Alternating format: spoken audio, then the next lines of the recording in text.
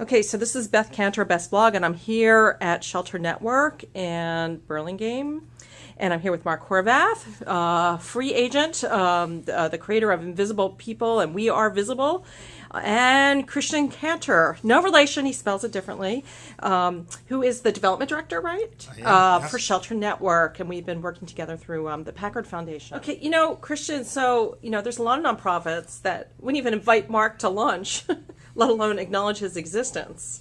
How come your agency is different? How come you're different? Well, I think that, any time that you have somebody that's calling attention to the cause, that you need to at least listen, have open ears, because if you're not listening, then you must have a closed mind. You're not open to some of the possibilities that exist out there. And it's not to say that you can talk to everybody, but we're on the same team. We're trying to call attention to the same issue that needs to be addressed and is in the best interest of the community at large.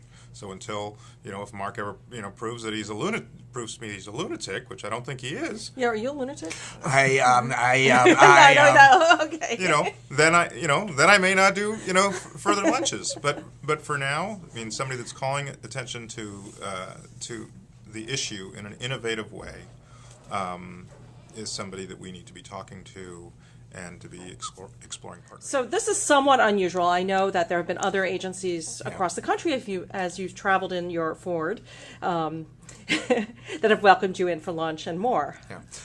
What is it about those agencies that makes them different from the ones that don't invite you to lunch? I wish I knew. I wish there was some way, like a thermometer or an agency mood ring that you would be able to. An agency mood ring. Okay. All right. So what would there be on the mood ring? Right. Oh yeah. Well, gosh. That He's a lunatic. Don't let him in the doors. Well, with a name like Hardly Normal, I have to be a lunatic. As I travel across the country, and I've named it, I call it executive director disease. I run into this wall of this executive director, and part of it has been fueled by the legal profession putting into us, they got to have waivers, you could get sued, you got to do that. And part of it is we've become very territorial. We've become these ivory towers, and here's somebody else. And then there's also the fear of social media.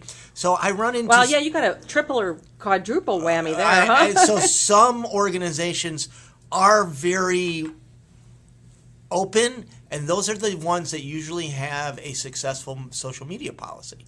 Because they have a successful social media policy, they have an open culture. Right, you have to be.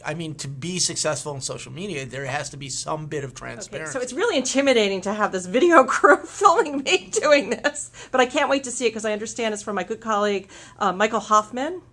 And at some point, there's going to be this awesome documentary about Mark's work coming up, and I'm sure there'll be snippets on YouTube that we're going to want to play. What's this thing we have about, when we're on social media and we get distracted?